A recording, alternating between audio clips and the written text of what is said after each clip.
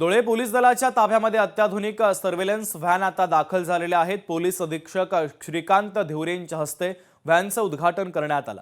बंदोबस्ताच्या वेळी या व्हॅनचा आता वापर पोलीस करणार आहेत।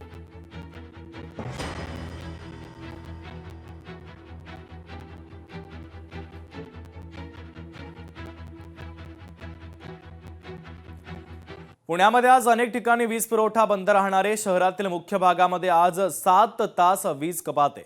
सकाळी 10:30 ते संध्याकाळी 5:30 या वेळेत वीज पुरवठा खंडित होणार आहे। वीज वाहिन्यांच्या देखभाल दुरुस्तीच्या कामांसाठी वीज पुरवठा बंद राहणार आहे।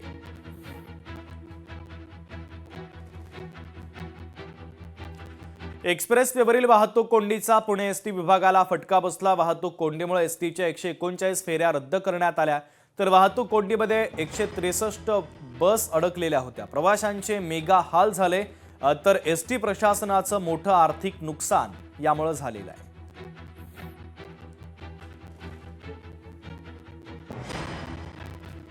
सोलापूरमध्ये अल्पवयीन मुलीवर अत्याचाराचा धक्कादायक प्रकार घडलेला आहे। जबरदस्तीने धर्मांतर करत लग्न करण्यात आलं। वकिलासह 5 जणांच्या विरोधात गुन्हा दाखल करण्यात आला। या प्रकरणी 3 जणांना अटक करण्यात आली, तर 2 आरोपी फरार आहेत।